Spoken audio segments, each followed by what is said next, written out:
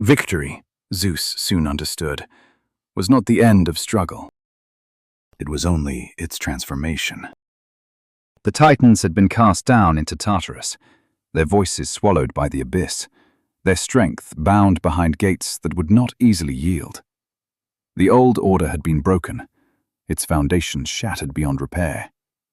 But what replaced it had not yet fully taken shape.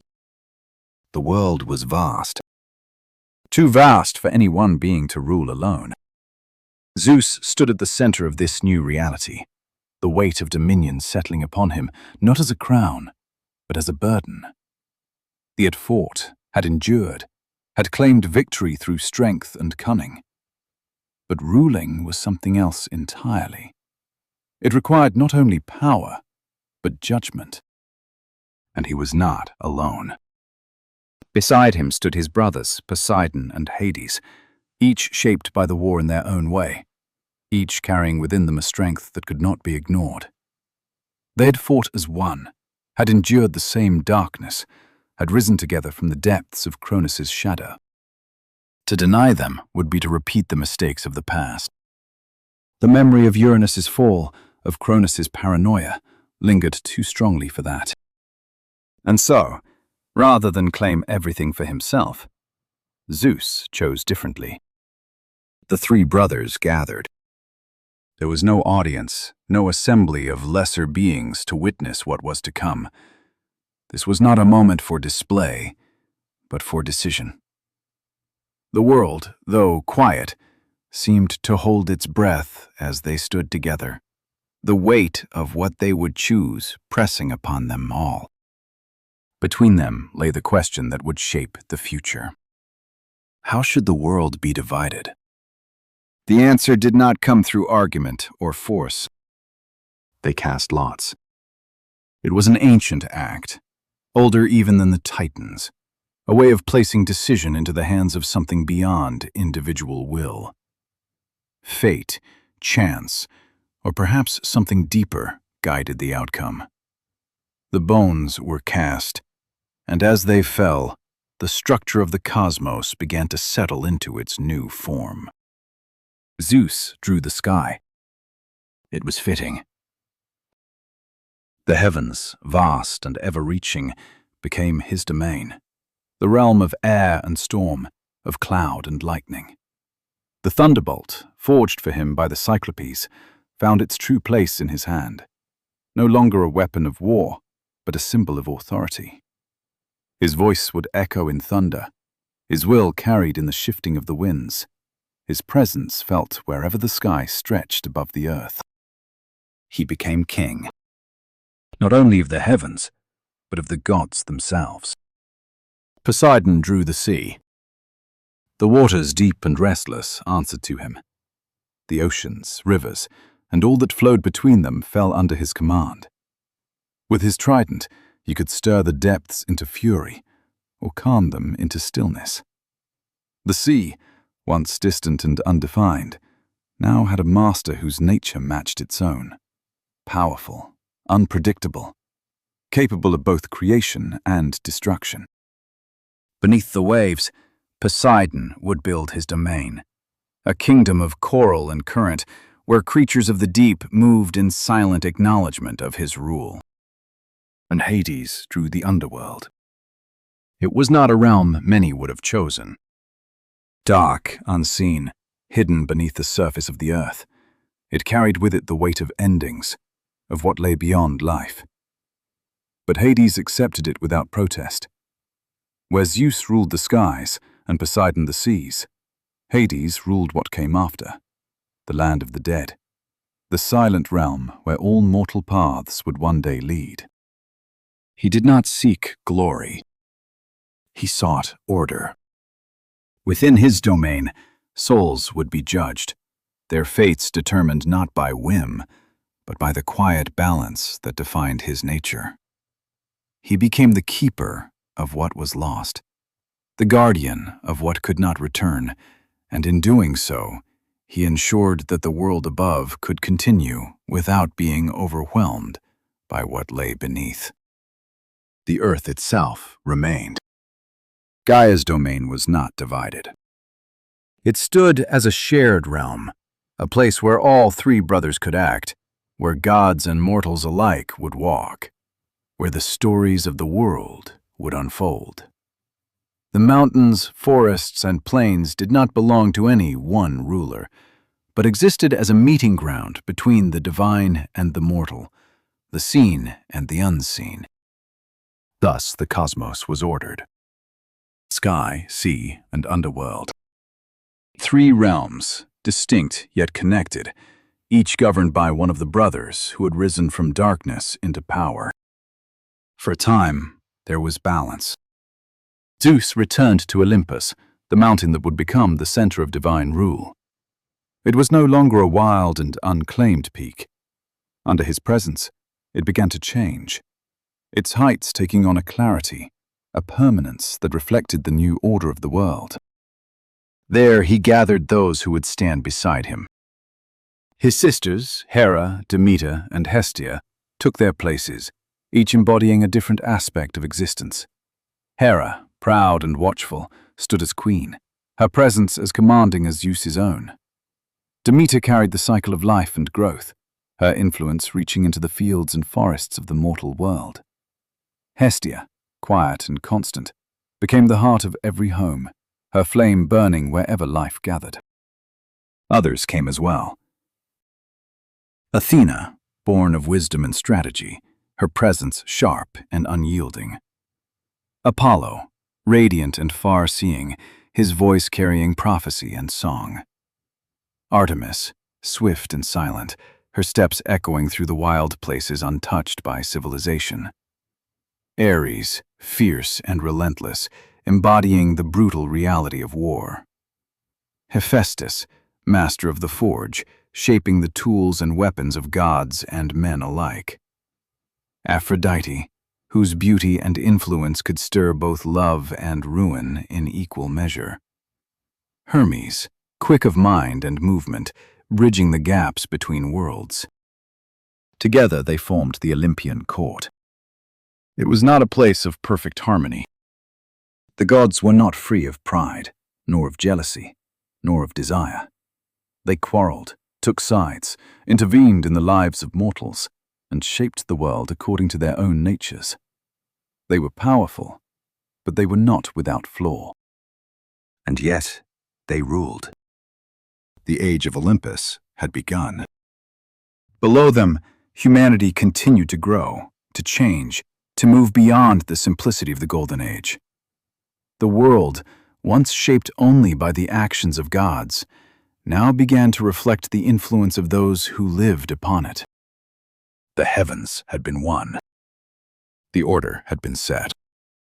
But peace, as the world would come to learn again and again, is never as simple as it seems. For even as Zeus sat upon his throne, the echoes of the past lingered, and the future, unwritten, uncertain, waited just beyond the horizon. Mount Olympus did not rise in a single moment, nor was it shaped by hands in the way mortals would later build their cities. It became what it was through presence, through the quiet accumulation of divine will settling upon its heights. Where once it had been a wild and jagged peak, touched only by wind and cloud, it now stood as something more, a threshold between worlds, a place where the boundary between the mortal and the divine grew thin. Its slopes remained rugged, its forests deep and shadowed. But as one ascended, the air itself seemed to change. It grew lighter, clearer, untouched by the decay and impermanence that defined the lands below. Storms did not gather there unless called. Snow did not linger unless willed. Time itself seemed to soften, its sharp edges dulled in the presence of beings who did not measure their existence in fleeting years. At the summit, Olympus revealed its true nature. There were no gates, no walls to mark its boundaries, no guards to challenge those who approached. Such things were unnecessary. The mountain itself was the barrier, its height and nature placing it beyond the reach of all but those who belonged there. Its halls, if they could be called halls, were not built of stone alone, but of something more fluid. Marble that seemed to breathe, columns that rose like living forms, ceilings that reflected the stars even in the absence of night. Light filled the space, but it was not the harsh light of the sun, nor the cold glow of distant stars. It was a steady radiance, as though the very essence of the divine had taken form in illumination. The air carried no weight, no burden, and yet it was not empty. It was filled with presence, with awareness, with the quiet hum of power held in balance. Here, the gods gathered. Zeus sat at the center, not because he demanded it, but because the structure of the world placed him there. His throne was not merely a seat, but a symbol, a convergence of sky and authority, of storm and command. The thunderbolt rested in his hand, no longer a weapon of war, but a reminder of what had been won and what must be maintained. He ruled, but not alone. At his side stood Hera. She was not merely his wife, nor simply the queen by association. Hera's presence was sovereign in its own right, her authority rooted not in Zeus's power, but in her own nature. She embodied marriage, union, the bonds that held both gods and mortals together. But beneath that role lay something sharper, a pride that did not easily yield, a memory that did not forget. She had seen the world change, had endured the actions of Cronus, had risen into this new age with a clarity that few possessed. And though she stood beside Zeus, she did not stand beneath him. Her gaze was steady, her presence unyielding. And in time, her influence would shape the fate of gods and mortals alike. For Hera did not forgive easily, and she did not forget at all. Not far from her stood Demeter. Where Hera carried the weight of authority, Demeter carried the rhythm of life itself. Her presence was quieter, but no less essential. Wherever she walked, the earth responded. Fields grew fertile, seeds stirred beneath the soil, and the cycle of growth and harvest took shape. She did not remain confined to Olympus. More than any of the others, she moved between the divine and mortal worlds. Her influence felt most strongly not in the halls of the gods, but in the lives of those who depended on the land. Farmers, though they did not always understand her fully, felt her presence in the turning of seasons, in the success or failure of their crops. She was both distant and immediate, a goddess whose power touched the everyday in ways few others did. And then there was Hestia. She did not sit upon a throne, nor did she seek prominence among the others. Her place was at the center, not of Olympus as a structure, but of its essence. The hearth burned where she stood, an eternal flame that required no tending, no fuel, no effort to sustain. She was the firstborn of Cronus, the first to be swallowed, the last to be released. And yet, she asked for nothing. No grand temples were built in her honor, no epic tales centered upon her deeds. But her presence was constant, unwavering. Wherever there was a home, wherever there was fire that brought warmth and gathered people together, Hestia was there. She did not command attention. She did not need to. Beyond them, the next generation of gods took their places, each bringing something new into the structure of Olympus. Athena stood apart, her presence sharp and deliberate. She had not been born in the usual way. When Zeus, fearing a prophecy of his own, had swallowed Metis, he believed he had prevented what might come. But wisdom, once taken, does not disappear. It transforms. From within Zeus, Athena emerged. Fully formed, clad in armor, her mind already clear and precise, she stepped into the world not as a child, but as a force of intellect and strategy. She embodied a different kind of power, not brute strength, not raw emotion, but thought, planning, the ability to see beyond the immediate moment. She was war, but not the chaos of it. She was the reason behind it. Apollo came next, radiant and composed, his presence carrying with it a clarity that matched the light he would come to embody. He was not merely the god of the sun, though that would later be attributed to him. He was the god of prophecy, of music, of healing, the forces that brought order and understanding to the world. Where Athena represented thought, Apollo represented harmony. His voice carried truth, though not always in ways that were easily understood. His presence brought both comfort and distance, for to see too clearly was not always a blessing. His twin, Artemis, stood in contrast. She was not concerned with order or civilization. She moved through the wild places, the forests and mountains untouched by human hands. She was the hunt, the silent movement through shadow, the balance between predator and prey. She did not seek companionship in the way others did.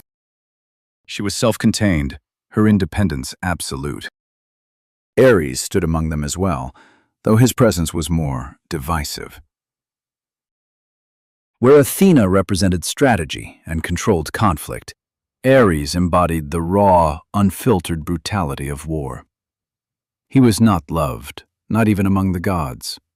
His nature was too chaotic, too driven by impulse rather than reason. And yet, he was necessary. War, in its purest form, could not be denied. Hephaestus, the smith, stood somewhat apart. His form was not as perfect as the others, his body marked by imperfection, by a limp that set him apart from the idealized forms of Olympus. But where others relied on strength or beauty, he relied on craft. From his forge came wonders. Weapons, armor, creations that blended function and artistry in ways no other could achieve. He did not command through presence alone, but through what he made, through the tangible impact of his skill. Aphrodite moved among them with a different kind of influence. She did not rule, did not command armies or shape the elements. But wherever she went, things changed. Love, desire, attraction, these were her domain, and they proved just as powerful, just as disruptive, as any force of war or storm. Even Zeus could not fully control her. And then there was Hermes. Quick, clever, impossible to confine, he moved between all realms with ease. Messenger, trickster, guide. He was the one who crossed boundaries, who carried words where they needed to go, who connected what would otherwise remain separate. He was movement itself. Together they formed the Olympian court. It was not a place of perfection. It was a place of power.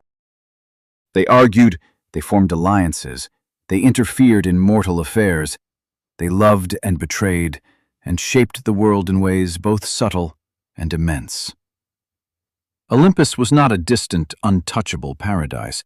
It was alive, dynamic, filled with beings who were as flawed as they were powerful. And below them, the world continued to change. Mortals grew more numerous, their lives more complex. The simplicity of the Golden Age faded, replaced by something richer, but also more difficult. The gods watched, sometimes guiding, sometimes hindering, always influencing. The age of Olympus had begun. But it was not an age of stillness. It was an age of stories. And those stories were only just beginning. Long before cities rose from stone and ambition, before kings carved their names into history and poets gave voice to memory, the earth lay quiet beneath the gaze of the gods. The forests stretched untouched, The rivers ran clear and unclaimed, and the mountains stood as they always had, ancient, unmoving, indifferent to the absence of those who might one day walk among them. The Olympians ruled from above, their presence vast and unquestioned, yet something was missing. There were no mortals. No hands shaped the land, no voices rose in song or prayer, no fire flickered in the darkness to challenge the night. The world was full, and yet it lacked something that even the gods, in their immortality, could not entirely ignore. It was Prometheus who first saw it. He was a titan, but not like the others who had fallen. He had stood apart during the Great War, guided not by loyalty alone, but by foresight. His name itself meant forethought, and it was no idle title. Where others acted, he considered. Where others followed, he questioned. He walked the earth as it was, observing its quiet vastness, its untouched potential.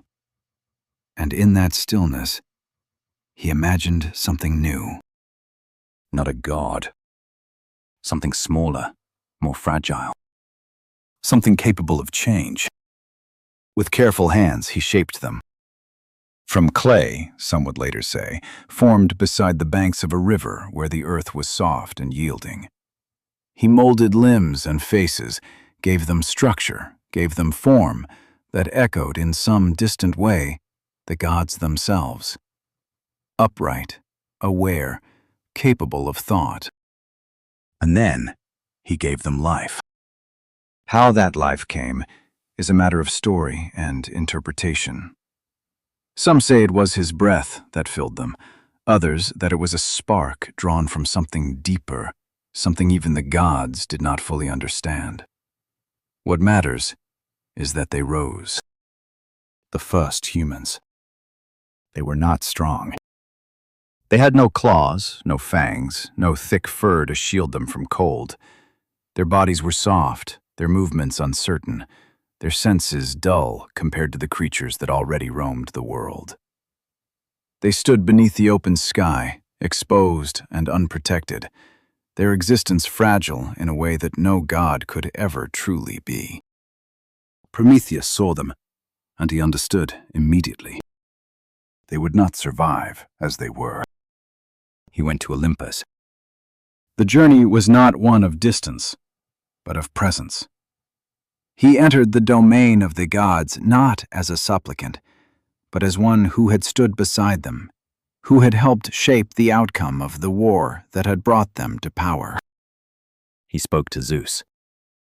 "Give them something," he urged, not in words alone, but in reason, in argument, in the quiet certainty of someone who had already considered every outcome. "They are too weak.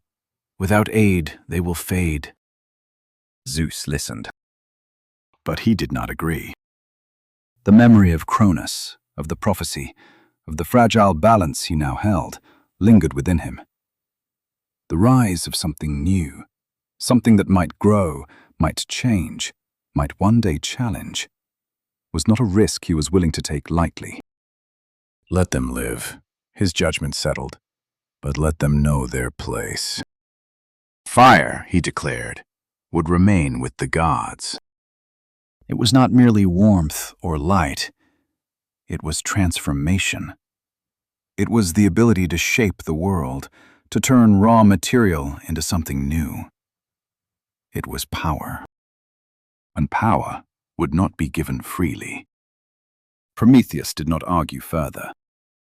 But he did not accept the decision. He returned to the earth, to the fragile beings he had shaped, and he watched them struggle. He saw them shiver in the cold, saw them retreat from the darkness as night fell, saw them fail again and again against a world that did not bend to their needs. And he decided, if the gods would not give, he would take. He moved in secret, his actions quiet, deliberate. Olympus, for all its power, was not without its moments of inattention. The forge of Hephaestus burned with divine flame, its heat constant, its light steady. From there, Prometheus took what was forbidden. He hid the flame within a hollow fennel stalk, concealing it in a way that would not draw immediate notice. It was a small act, almost insignificant in appearance, but its consequences would be vast. He brought it down to humanity. The first fire burned beneath the open sky. At first it was uncertain. The flame flickered, its light dancing against the darkness, its warmth pushing back the cold in a way that had never before been possible. The humans gathered around it, drawn by instinct, by curiosity, by something they could not yet name. And then they learned. Fire was not merely light. It was change. With it, they could cook their food, making it safer, easier to consume. They could harden wood, shape stone, begin to alter the world around them rather than simply endure it. They could gather in the night, share warmth, share stories, begin to form something beyond mere survival. Civilization, though still far in the future, had taken its first step. Prometheus watched. He saw what he had done, and he did not regret it. But Olympus did not remain unaware. Zeus saw the smoke rising from the earth, saw the glow of fire where there should have been none. He understood immediately what had happened, who had done it, and what it meant.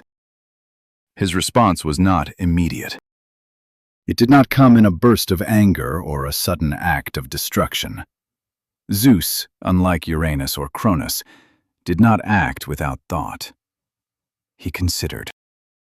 And then he chose punishment. Not only for Prometheus, but for humanity itself.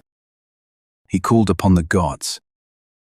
Hephaestus shaped her form from clay, just as Prometheus had shaped mankind. Athena clothed her, gave her grace and presence. Aphrodite gave her beauty, irresistible and dangerous. Hermes gave her cunning, curiosity, a mind that would not remain still. She was perfect. Her name was Pandora. All gifted. But she was not a gift in the way her name suggested. She carried with her a jar. Not large, not imposing, but sealed, its contents unknown. She was given to Epimetheus, brother of Prometheus, whose name meant afterthought, whose nature was to act first and consider later. Prometheus had warned him. "Accept nothing from Zeus," he had said. But Epimetheus did not listen. He saw Pandora, saw her beauty, her presence, and he welcomed her without question. For a time, nothing happened. The jar remained closed. Pandora lived among humanity, her presence as natural as any other, her nature concealed beneath the surface of ordinary existence. But curiosity is not easily contained. It grew within her, a quiet urge that became stronger with each passing moment. The jar called to her, not with a voice, but with the simple, persistent question of what lay inside. At last she opened it. The world changed. From within the jar, things escaped, not creatures, not beings that could be easily named, but forces. Disease, sorrow, toil, grief, envy, madness. All the things that would come to define the human condition poured out, spreading across the earth with a speed that could not be stopped. The fire Prometheus had given had lifted humanity. Now they were brought back down. Not to nothingness, but to struggle. Pandora tried to close the jar, but it was too late. Everything had already escaped. Everything but one thing. At the bottom of the jar, something remained. Hope.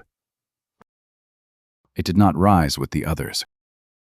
It stayed, contained, quiet. Whether this was mercy or another kind of punishment, none could say. But from that moment on, humanity would live with both suffering and the faint, unyielding presence of hope. Prometheus watched it unfold. He knew what would come next. And still, he did not regret what he had done. Zeus did not forget. The theft of fire was not a crime that could be ignored, nor one that could be balanced by the suffering of mortals alone. Prometheus had not merely disobeyed.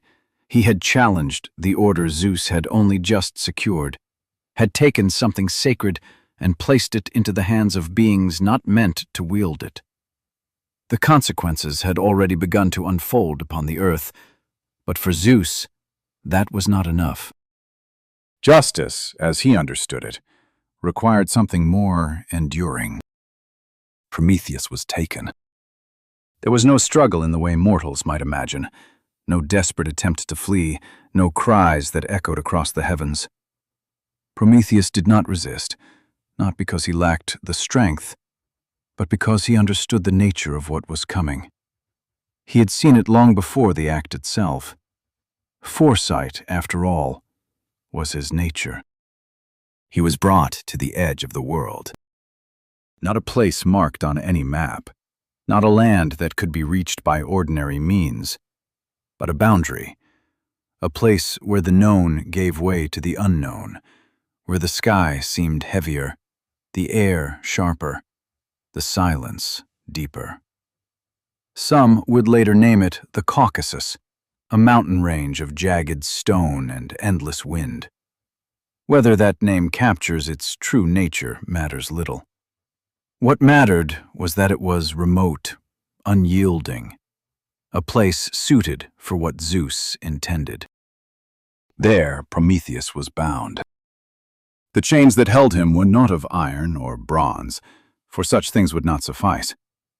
They were forged of something stronger, something that would not break, would not wear down with time.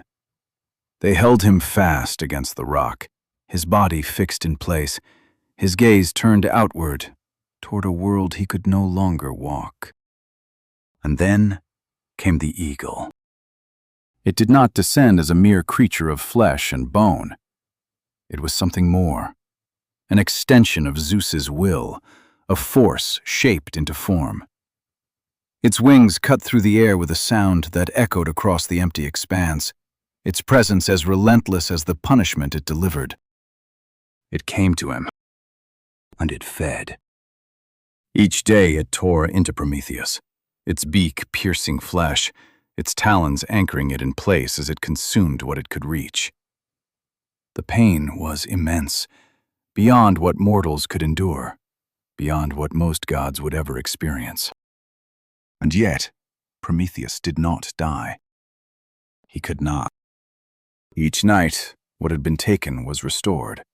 His body healed, his flesh returned, his form made whole once more, not as a mercy, but as a continuation of the punishment. With each dawn, the eagle returned, and the cycle began again. Endless. Unbroken. Time passed, though here, at the edge of the world, it seemed almost meaningless. The days did not blur together, for each one carried its own suffering, its own repetition. Prometheus endured it all, not because he had no choice, but because he had already made his choice long ago. He had given fire to humanity, and he would not take that back. Below, the world changed. Humanity, now burdened by the contents of Pandora's jar, no longer lived in the quiet ease of earlier days.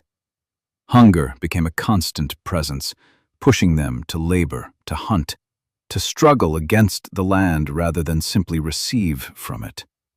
Disease spread, unpredictable and unforgiving. Conflict arose, not yet in the great wars that would come later, but in smaller, quieter ways, as individuals clashed, as survival demanded more than cooperation alone. And yet, they endured. Fire had changed them. It had not made them equal to the gods, but it had given them something unique, the ability to adapt, to create, to shape their own existence. Where once they had simply lived, now they began to build. Shelters rose from the earth, simple at first, then more complex. Tools were shaped, first from stone, then from metal. Language grew, stories formed, and memory began to take root in a way that would carry beyond individual lives. They suffered, but they also progressed. Hope, quiet and persistent, remained within them. It did not remove their suffering, did not shield them from the consequences of what had been unleashed. But it gave them something else, a reason to continue, a belief, however faint, that what lay ahead might be better than what had come before. Prometheus saw this. Even from his place of punishment, he watched the world he had helped shape. He saw the fire burning in the darkness, saw the slow rise of humanity, saw the way they endured despite everything that had been placed upon them. And he did not regret. If anything, his certainty deepened, for he knew something Zeus did not. Or perhaps something Zeus refused to confront. Prometheus carried a secret. It was not one he had discovered recently, nor one that had come to him as a sudden revelation. It had always been there, part of his nature, part of the foresight that defined him. He knew the patterns of the world, the way actions led to consequences, the way power, once held, inevitably faced challenge. He knew that Zeus, for all his strength, for all his victories, was not beyond that pattern. There would come a time, a moment when the king of the gods would face a threat not from outside, not from rebellion or war, but from something closer, from his own line, a child. The prophecy that had driven Cronus had not ended with him. It had shifted, adapted, moved forward into the next generation. Prometheus knew the details. He knew the name of the woman who would bear that child, knew the path that would lead to Zeus's downfall if left unchecked. It was knowledge that carried immense weight, knowledge that Zeus himself could not ignore. And it was this knowledge that kept Prometheus alive. Zeus could not destroy him, not while that secret remained unrevealed. So Prometheus endured. Day after day, year after year, his body torn and restored, his suffering constant, but his will unbroken. He did not beg, did not plead, did not offer the information freely. He waited. For he understood something that few others did. Time, even for the gods, moves forward. And no ruler, no matter how powerful, remains unchallenged forever. Below, humanity continued its uncertain rise. Above, Olympus remained steady, its order intact, its rulers secure in their dominion. But beneath it all, unseen and unspoken, the pattern continued. The same pattern that had brought down Uranus. The same pattern that had undone Cronus. And now, quietly, patiently, it waited for Zeus. Prometheus, bound but unbroken, watched it unfold. And he knew. The story was far from over. Long after the fire had been stolen and the first sorrows had slipped into the world, humanity did not remain unchanged. The gift of flame and the burden of suffering worked together, shaping mortals into something more complex than Prometheus had first imagined. They were no longer creatures of simple existence, nor were they yet masters of their fate. They stood somewhere in between, capable of greatness, yet bound to struggle.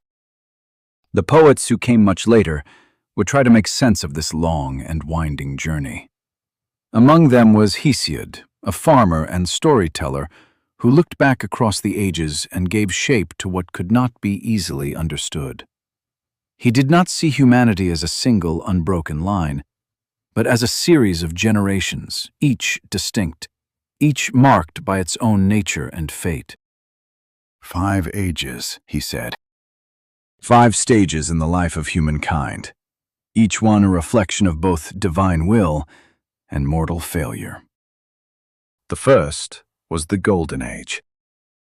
It belonged to the time of Cronus, before the rise of Zeus, before the Great War had reshaped the heavens. In that distant era, mortals lived as though they were almost divine themselves. They did not toil, did not labor beneath the sun or struggle against the earth. The land gave freely, offering fruit and grain without the need for plow or seed. Rivers flowed clear and abundant, and the air itself seemed to sustain life without hardship. There was no need for law, no need for kings, no need for war. Men and women lived long lives, untouched by the slow decay that would later define mortality. They did not grow old in the way later generations would. Their bodies did not weaken, their minds did not fade. And when their time came, it came gently. They lay down as though to sleep, slipping quietly from life without pain or fear. Even in death, they did not vanish. Their spirits remained, becoming guardians of the world, unseen watchers who moved through the land, guiding justice, preserving balance. They were not worshipped, for worship had not yet taken root, but they were present, part of the quiet harmony that defined that age. It was, in every sense, a time of perfection. And like all perfect things, it did not last. With the fall of Cronus and the rise of Zeus, the Golden Age came to an end. In its place came the Silver Age. At first, it seemed similar. The earth still provided, the world still held its beauty, but something had shifted, something subtle yet profound. The mortals of this age were not like those who came before. They grew slowly, lingering in childhood for far longer than seemed natural. Their lives stretched across time in a way that lacked purpose. And when they reached adulthood, they did not grow into wisdom. They grew into arrogance. They ignored the gods. Not out of defiance, not from a conscious rejection, but from a kind of careless disregard. They did not offer thanks, did not recognize the forces that shaped their world. They lived as though they owed nothing to anything beyond themselves. Zeus watched, and he judged. The balance that had once defined the world began to falter, not through violence, but through neglect. The Silver Age mortals did not destroy the world, but they failed to honor it. And for that, they were destroyed. Zeus ended their race, their spirits fading into the underworld, not rising as guardians, not remembered as something greater. They passed into shadow, their existence reduced to a lesson rather than a legacy. The world moved on, and the Bronze Age began. If the Golden Age had been harmony and the Silver Age decline, the Bronze Age was something entirely different. It was an age of force. The mortals of this time were not gentle, nor were they careless. They were strong, hard, relentless. Their bodies were said to be made of bronze, their hearts forged from the same unyielding material. They did not seek peace, nor did they value quiet existence. They lived for conflict. War was not a necessity for them. It was a purpose. They built not for shelter, but for defense. Their tools were weapons, their skills honed for battle. The forests were cut not for growth, but for spears and shields. The earth itself seemed to echo with the sound of marching feet, of clashing metal, of endless struggle. They were not evil. They were simply driven. Driven by something deep within them, something that pushed them toward conflict again and again, until there was nothing left but the echoes of their battles. They did not create lasting works. No great cities rose from their hands, no art, no poetry, no memory that carried beyond their violence. When they died, they left behind only ruin. Fields scarred by war, weapons scattered across the land, silence where once there had been noise.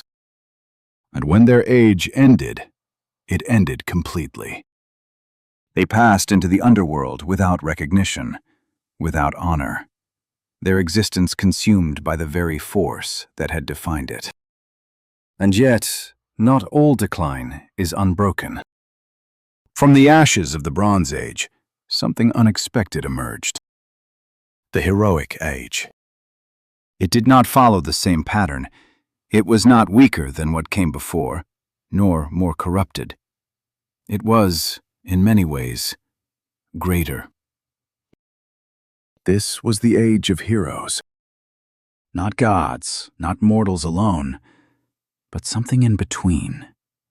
The children of divine and human unions, born into a world that had grown more complex, more dangerous, more demanding. They carried within them both strength and limitation, both destiny and vulnerability. They built. Cities rose, structured and deliberate. Ships crossed seas, carrying men into lands unknown. Stories began to take shape, passed from voice to voice, memory becoming something that could endure beyond a single lifetime. They fought, but not as the Bronze Age had fought. Their battles had purpose. They fought monsters, creatures that had lingered from earlier ages, remnants of a world that had not yet fully settled into its new form. They fought for kingdoms, for honor, for reasons that carried weight beyond mere instinct. This was the age of Perseus, who faced the Gorgon and turned death into victory.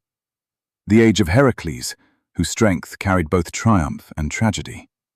The age of Theseus, who shaped not only battles, but the very structure of civilization. And at its height, it was the age of Troy. A war that would define everything that came after. A conflict not just of men, but of gods themselves, their influence woven into every decision, every outcome. The heroic age burned brightly. And like all flames, it could not burn forever. When it ended, it left behind stories. Stories that would endure, that would be told and retold, shaping the way humanity understood itself. And then came the Iron Age, the age of now. It was not golden, nor silver, nor bronze. It was heavy. Mortals labored. They worked the land not because it gave freely, but because it demanded effort. They built not out of inspiration alone, but out of necessity.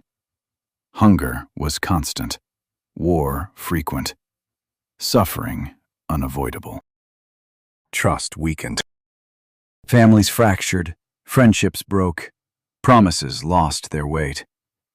Justice, once clear and steady, became uncertain, its presence inconsistent. The world no longer moved in harmony, nor even in simple decline. It struggled.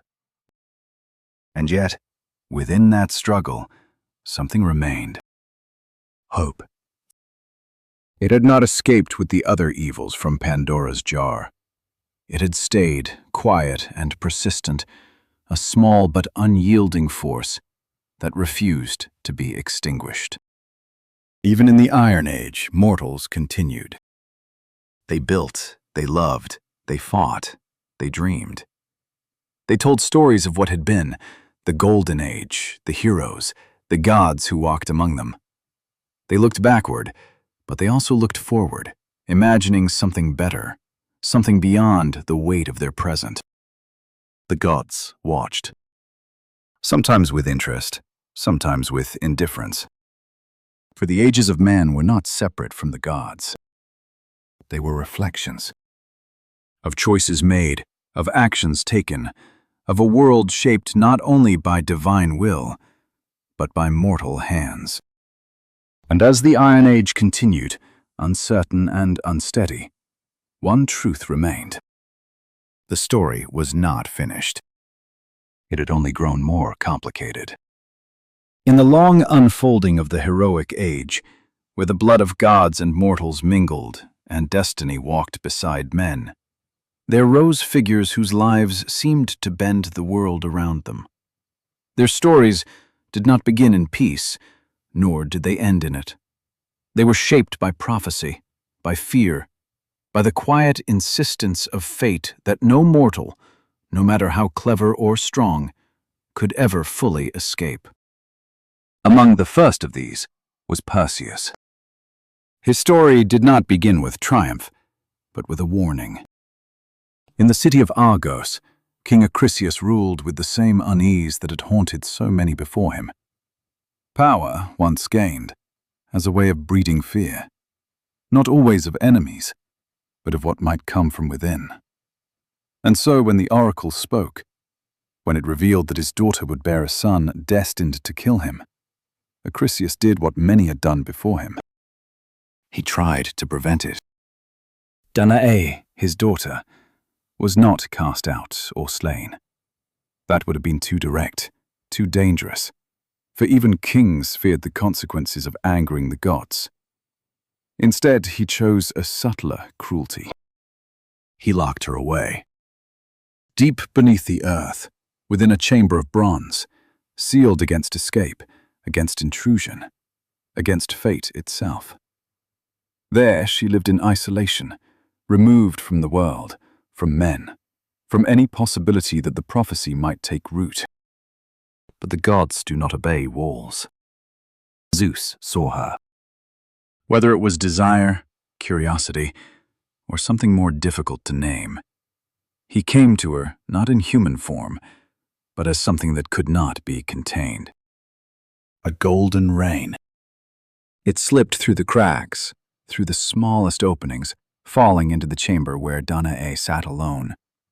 And from that impossible union, Perseus was conceived. When the child was born, Acrisius did not celebrate. He saw only the prophecy.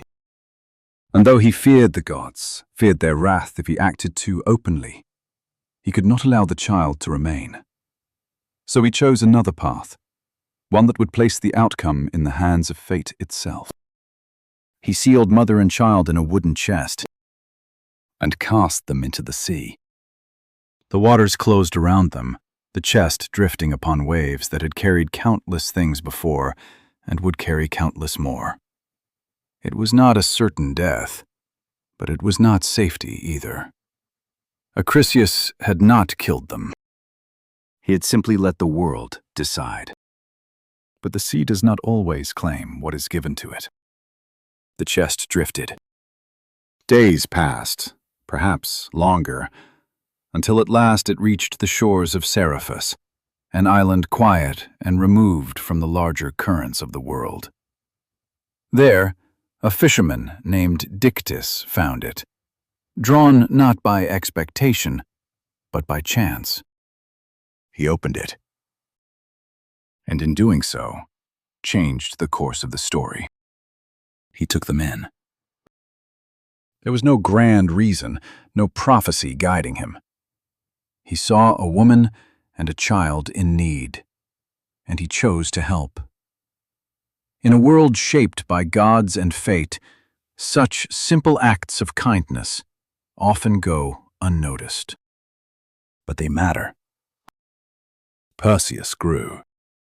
Not as a prince, not as a hero destined for greatness, but as a boy raised among ordinary people. He learned to fish, to work, to live within the quiet rhythms of island life. Yet even in that simplicity, there was something about him that could not be ignored. A strength, a presence, something that marked him as different, though its full meaning had not yet revealed itself. That revelation came with the king. Polydectes, ruler of Seriphus, saw Danae and desired her. Perseus, now grown, stood between them, not with ambition, not with a claim to power, but with something more immediate: protection. Polydectes did not confront him directly. Kings rarely do when subtlety will suffice. Instead, he devised a plan. He announced a marriage, a false one, declaring that he would wed another and that all men of the island must bring gifts. It was a simple demand, one that placed Perseus in a difficult position. He had no wealth, no horses, no gold, nothing that could satisfy a king's expectation. And so, pressed, he made a claim. "I will bring you something greater," he said. The words were spoken without full understanding, without knowledge of where they would lead.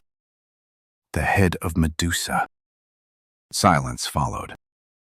For Medusa was no ordinary creature. She was one of the Gorgons, beings whose very gaze turned flesh to stone. Of the three sisters, she alone was mortal, but that made her no less dangerous. Her form was monstrous, her hair a mass of living serpents, her presence a death sentence to any who looked upon her directly. No man who had sought her had returned. Polydectes accepted the offer. Of course he did. It was not a task meant to be completed. It was a sentence disguised as a challenge. And so Perseus set out. He did not go alone. The gods watched. Athena, whose wisdom saw beyond the immediate, whose memory held old grievances, took interest. Medusa, once a maiden in her temple, had been transformed through divine conflict and punishment. Athena's role in that transformation was not forgotten. And now, she acted. She gave Perseus a shield. Not a weapon in the traditional sense, but something more precise. Its surface was polished to a perfect reflection, allowing him to see without seeing, to face Medusa without meeting her gaze. Hermes came as well. Swift, clever, ever moving between worlds. He gave Perseus a blade, curved and sharp, capable of doing what ordinary weapons could not. And he gave him direction. For strength alone would not be enough. Perseus traveled far, across lands and seas, beyond the familiar, into places where the world itself seemed to grow uncertain. He sought the Grey, the Grey Sisters, ancient beings who shared a single eye among them, passing it between themselves to see. He took it, not by force, but by cunning. And with it, he forced them to reveal what he needed: the path to the nymphs, and the tools he would require. From them, he received 3 gifts: the helm of Hades, granting invisibility; a bag capable of containing what could not otherwise be held; and sandals that carried him through the air, lifting him beyond the limits of the ground. Thus prepared, he went to the edge of the world, to where Medusa lay. She did not wait for him. She slept. Surrounded by the stone forms of those who had come before, frozen in the moment of their final mistake. The air itself seemed heavy, still, as though even time hesitated in that place. Perseus did not look directly. He raised the shield, and through its reflection, he moved. Carefully, deliberately, step by step, until he stood above her. And then, with a single strike, he acted. The blade fell, and Medusa's head was severed. From her blood, 2 beings emerged: Pegasus, the winged horse, and Chrysaea, born not in life, but in death. children of a union that had once taken place in another time, another story. The other Gorgons stirred, but Perseus was already gone. Hidden by the helm, lifted by the sandals, he escaped. The head secured, its power contained but not diminished. The task was complete, but the story was not. For on his return, fate would continue to shape his path. And the hero, though victorious, would learn what all heroes must eventually face. That no deed, no matter how great, ever truly ends the story. Perseus did not return unchanged. Victory, though it had crowned his journey, had not simplified the world.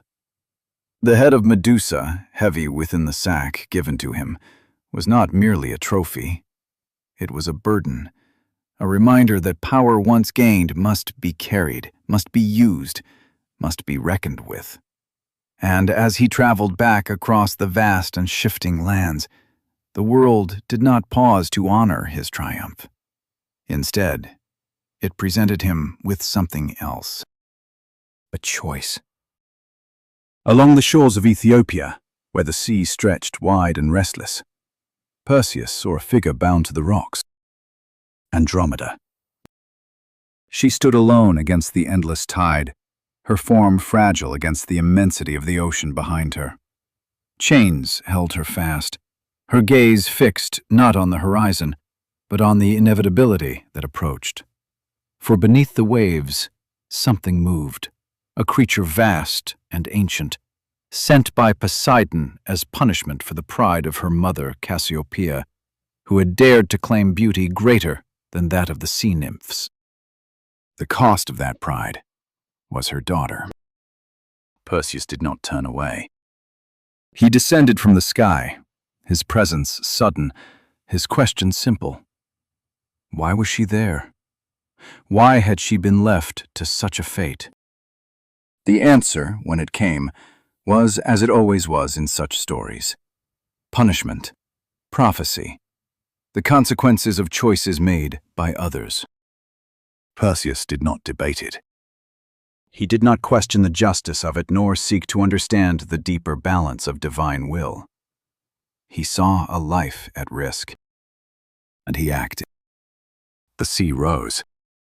The creature emerged, its form monstrous, its presence a reminder that not all things left from earlier ages had been tamed or destroyed. It moved toward the shore, toward Andromeda, toward the end that had been prepared for her. Perseus met it. The battle was brief, not because the creature was weak, but because Perseus carried with him something beyond strength. He fought with speed, with precision, and when the moment came, he reached into the sack. He did not look. He did not need to. The head of Medusa turned the creature to stone, its form frozen mid-motion. Its threat ended not through struggle, but through transformation. The sea calmed, and Andromeda was freed. She did not remain behind. Their fates, drawn together in that moment, did not separate again. She became his companion, his wife. Her story now bound to his in a way that would carry forward into generations yet to come. Together, they returned to Seriphus. But the world they returned to had not remained still. Polydectes had not waited patiently. Believing Perseus dead, he had pressed his claim upon Danae, his intentions no longer veiled by pretense. The island that had once been a place of quiet refuge had become something else, something strained, something shaped by the absence of the one who had stood against him. Perseus did not argue. He did not challenge the king with words. Instead, he brought forth the proof of his journey. The head of Medusa. Polydectes saw it. And in that moment, the deception, the manipulation, the quiet cruelty that had driven Perseus from the island came to its end. Stone. The king and those who had supported him were frozen where they stood, their ambition halted not by debate or justice, but by the same force that had ended so many before them. Power, once again, reshaped the world. But Perseus did not claim the throne. He gave it to Dictys, the man who had shown kindness without expectation, who had acted not out of ambition, but out of simple humanity. It was a quiet choice, but it mattered. With his task complete, Perseus turned toward Argos, the place where his story had begun, the place where the prophecy had first taken root. Acrisius, however, did not wait to meet him. Fear, once planted, does not easily fade. The old king, knowing what had been foretold, fled his city, seeking to escape what he could not control. But prophecy is not avoided through distance. It is fulfilled through action. At the games held in Larissa, where athletes gathered to test their strength, Perseus competed. The discus left his hand, carried by skill, by force, by the simple act of participation. It struck an old man, Acrisius. There was no intent, no recognition, but the outcome was the same. The prophecy had been fulfilled. Perseus had killed his grandfather, not through malice, but through the quiet inevitability that defines so many stories of that age. He did not take the throne. The weight of what had happened, though unintentional, remained with him. Instead, he chose another path, leaving Argos behind, founding new cities, shaping new lines of kings. His story did not end in tragedy, nor did it end in perfect triumph. It ended as many stories do, in continuation. From his line would come others. Among them, one whose name would carry even greater weight. Heracles. If Perseus was the beginning of the heroic age, Heracles was its height. His story began, as so many did, with Zeus. For the king of the gods, though ruler of the heavens, was not bound by the same limits as mortals. His desires moved freely, often without regard for the consequences they would leave behind. Alcmene was mortal, but she was not ordinary. Zeus came to her not as himself, but in the form of her husband, Amphitryon. The night was extended, stretched beyond its natural bounds, time itself bending to accommodate the will of the god. From that union, Heracles was conceived. And from Amphitryon, another child. Twins. One divine, one mortal. Hera saw. She always saw. Her anger was not new, nor was it without cause. Zeus's actions, repeated across time, had left their mark, and Heracles was no exception. But where others might have been ignored, Heracles was different. He was a threat. Not yet in strength, not yet in action, but in potential. And so, even before he could walk, she acted.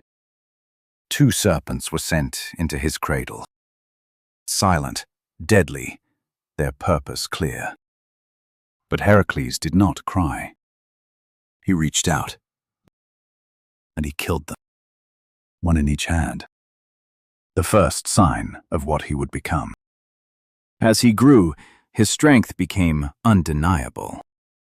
But strength alone does not define a hero, nor does it protect them.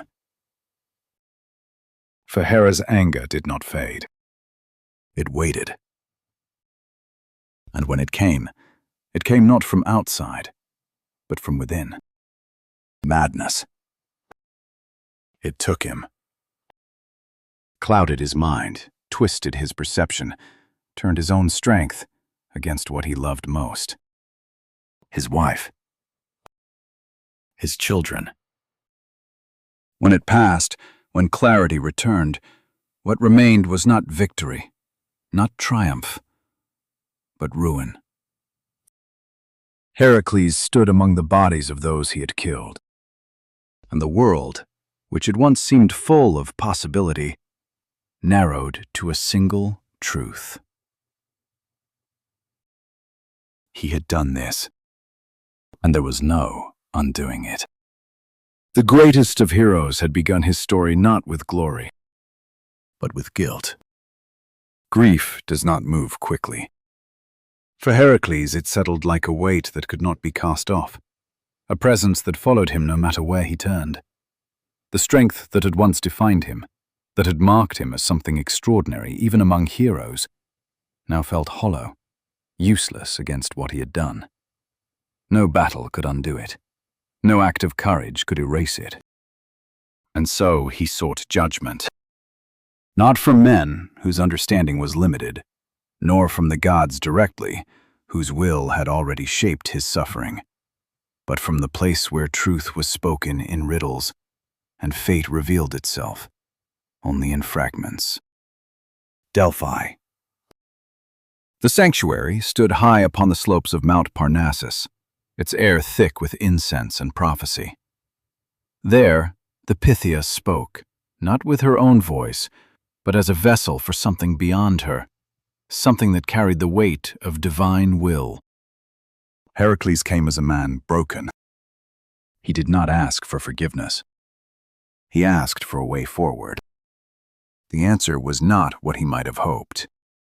He would not be cleansed through prayer, nor absolved through simple repentance. His path would be one of endurance, of suffering transformed into action. He must serve. 12 labors. 12 tasks, each one beyond the reach of ordinary men, each one designed not merely to test his strength, but to shape it, to force it into something more than raw force. And so Heracles, greatest of heroes, became a servant. Eurystheus, king of Tiryns, his cousin, weaker in strength but elevated by fate, would command him. It was not a fair arrangement. It was not meant to be. Redemption rarely is. The first labor took him to Nemea. There a lion roamed, a creature whose hide could not be pierced by blade or arrow, whose presence had turned the land into something fearful and abandoned. Heracles did not approach it as others had. He did not rely on weapons that would fail. He used his hands. In the darkness of its cave, he grappled with the beast, his strength meeting something equally relentless. The struggle was long, brutal, but in the end it was not skill that won, but endurance. He strangled it. And from its body he took its skin, wearing it as armor, a second hide that would mark him wherever he went. The second labor led him to the Lenaean Hydra, a creature of many heads, each one capable of striking, each one regrowing when cut. It was not enough to fight it directly. Each blow made it stronger. But Heracles did not face it alone. Iolaus, his nephew, stood beside him, and together they found a way. As Heracles severed each head, Iolaus burned the wounds, preventing them from returning. Strategy joined strength, and the Hydra fell. Its blood, poisonous beyond measure, became a weapon of its own. The third labor was different. No monster to slay, no battle to fight. The Cyrenian hind, a creature sacred to Artemis, swift beyond capture, untouchable by force. For a year, Heracles pursued it, not with violence, but with patience. He followed it across mountains and valleys, through forests and streams, until at last he caught it, not by breaking it, but by understanding its movement. It was a different kind of victory. The fourth labor returned him to struggle. The Erymanthian boar, a beast of wild fury, tearing through the land, leaving destruction in its wake. Heracles hunted it through snow and stone, driving it into exhaustion before binding it, dragging it back alive. Eurystheus hid when he saw it. The fifth labor was not glorious. The stables of Augeas. Years of filth, thousands of cattle, a task that seemed beneath a hero. But Heracles did not approach it as a labor of strength. He redirected rivers. In a single day, the stables were cleansed, not through effort, but through ingenuity. The sixth labor brought him to the Stymphalian birds. Creatures of metal, their feathers sharp as blades, their presence a threat from above. With the aid of Athena, he drove them into the air, striking them down as they fled. The seventh labor took him to Crete. The bull, wild and untamed, a creature of divine origin, tied to older stories, older mistakes. Heracles wrestled it, subdued it, brought it back not as a carcass but as a living force contained. The eighth labor led him north. The mares of Diomedes. Horses that fed on human flesh, their nature twisted, unnatural. Heracles turned the cycle upon itself, feeding their master to them, breaking their madness, restoring balance. The ninth labor brought him into conflict not with beasts, but with warriors. The Amazons. Hippolyta, their queen, did not resist him at first. She was willing to give what he sought. But Hera intervened, stirring conflict where none was needed. Battle followed, and Hippolyta fell, not by necessity, but by the shifting will of the gods. The 10th labor took him to the edge of the world.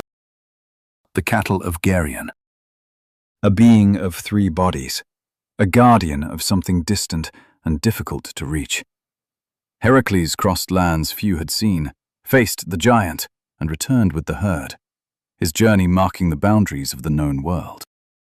But 2 of these labors were not accepted. They had been aided, and so 2 more were required. The 11th labor. The golden apples of the Hesperides. Guarded by a serpent, placed beyond reach, tied to Atlas himself, who bore the sky upon his shoulders. Heracles did not fight Atlas. He took his burden. For a moment he held the heavens, felt their weight, understood what it meant to carry something that could not be set down. When Atlas returned, Heracles tricked him, returning the burden and taking the apples. The 12th labor. The final descent. Into the underworld. Cerberus. The 3-headed hound that guarded the gates of death. Heracles did not sneak past. He did not deceive. He asked. And Hades, recognizing something in him, allowed it, on one condition. No weapons. Strength alone. Heracles descended, faced the beast, and subdued it, not killing it, but mastering it. He brought it to the world above, then returned it, completing what no other had done. The labors were finished. His punishment fulfilled. But peace did not follow. Heracles continued to live, to fight, to love, to suffer. His life did not become simple. It became more. Until the end came. Not in battle, not in glory, but through deception. The blood of Nessus, a centaur, poisoned, carried into a garment given by his wife, Deianira, who believed it a charm of love. It burned him. From the inside, there was no escape. So Heracles built his own pyre, climbed upon it, and waited. No one would light it, until one man stepped forward. Philoctetes. The flame rose, and Heracles was consumed, but not destroyed. Zeus did not allow that. He lifted him. From mortal to divine. From hero to god. Heracles ascended to Olympus, not as a servant, but as one who had earned his place. His suffering transformed into something lasting. His story complete. And yet, even as one hero rose, another had already begun. For the world does not remain still, and the next story was already waiting. If Heracles was the embodiment of strength and suffering, then Theseus was something else entirely, a different kind of hero. One shaped not only by trials, but by thought, by purpose, by the slow and deliberate shaping of a civilization. Where Heracles conquered through force, Theseus would build through choice. His story was not only one of monsters and victories, but of identity, of belonging, and of the fragile line between man and myth. He was born of two fathers. Such things were not uncommon in those days, when the boundaries between God and mortal were thin, when the same night could hold both the ordinary and the divine. His mother, Athena, lay with Aegeus, king of Athens, and with Poseidon, lord of the sea. From that union came a child who carried both the authority of kings and the restless power of the ocean. Before Aegeus departed, he left behind a sign. Beneath a great stone, he placed a sword and a pair of sandals. When the boy is strong enough to lift this, he told Athena, he will be ready to claim what is his. And so, Theseus grew. Not in Athens, not in the halls of kings, but in Trojan, far from the center of power. He did not know his full lineage, did not grow under the weight of expectation. But strength, like destiny, does not remain hidden forever. When he came of age, he found the stone. He lifted it. And with it, he uncovered not only the sword and sandals, but the truth of who he was. He could have taken the easy path. The sea route to Athens was safe, direct, free of danger. But Theseus chose differently. He chose the land, the longer road, the one filled with uncertainty. Because kingship, he believed, was not inherited. It was earned. And so, he set out. The road to Athens was not empty. It was filled with men who had become something else, bandits, killers, figures who ruled through fear rather than law. Each one had carved out a place for themselves, turning the journey into a gauntlet of trials. Theseus faced them all. Periphetes, the club-bearer, whose weapon became Theseus's own. Sinis, who bent trees to tear men apart, met the same fate he had inflicted on others. Sciron, who forced travelers to kneel before him, was cast into the sea. Cercion, the wrestler, was defeated not by brute force, but by skill. Procrustes, who shaped his victims to fit his bed, found himself bound to it instead. These were not monsters. They were men. And in defeating them, Theseus did more than prove his strength. He brought order. When he arrived in Athens, he was not welcomed as a hero. He was unknown. Aegeus did not recognize him, and Medea, now queen, saw what he could become, a threat. She moved quickly, weaving her influence, urging the king to eliminate the stranger before he could claim his place. Poison was prepared.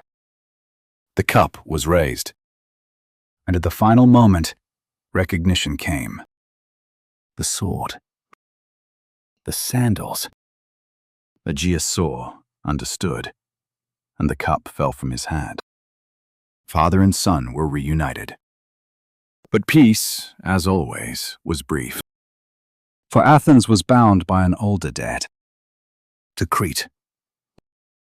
Every 9 years the city sent 14 youths, 7 boys, 7 girls, to be sacrificed to the Minotaur, a creature born of divine punishment, half man, half beast, trapped within the labyrinth built by Daedalus. It was a cycle of fear. A reminder that even kings did not rule freely. Theseus volunteered. Not as a victim, as a challenger. When he sailed for Crete, He carried with him not only his strength, but a promise to return, to end what had begun long before him. In Crete, fate intervened. Ariadne, daughter of King Minos, saw him and chose him. She gave him the thread, a simple thing. But in a place where direction meant survival, it was everything. The labyrinth was not merely a structure. It was confusion made stone, a place where paths doubled back, where meaning was lost, where those who entered did not return. Theseus entered. The thread unspooled behind him, and at the center, he found the Minotaur. There were no words, no negotiation, only the clash between man and beast, between reason and instinct. Theseus fought, and he won. The Minotaur fell. The thread led him back, and Athens was freed. He left Crete with Ariadne, with the survivors, with victory. But stories do not always grant happiness in equal measure. On the island of Naxos, Ariadne was left behind. Why? No one agrees. Some say it was necessity, others that it was fate, others still that the gods themselves intervened. But she woke alone, and Theseus sailed on. He forgot. The sails, black for failure, white for success. From the cliffs of Athens, Aegeus watched. And when he saw black, he did not wait. He leapt into the sea that now bears his name, the Aegean. Theseus returned, victorious and king. He ruled, not as a conqueror, but as a builder. He united Attica, brought its scattered people into one city, one identity. He established laws, festivals, a structure that would outlast him. He was more than a hero. He was a founder. But even he was not beyond fate. His later years were marked by missteps, by alliances that led to ruin, by choices that did not carry the same clarity as his youth. In time, he was cast out. Exile. And on the island of Skyros, he died. Not in battle, not in glory, but pushed from a cliff, his story ending as quietly as it had once begun. And yet, Athens endured. His legacy endured. For some heroes build not monuments of stone, but foundations of identity. But even as Theseus's story faded into memory, something greater loomed. A war. One that would gather all that had come before, gods, heroes, pride, love, fate, and bring them together in a single, devastating conflict. It began, as many things do, with a wedding and an apple, inscribed with 3 simple words. To the fairest. The choice that followed would burn a city and echo through all time.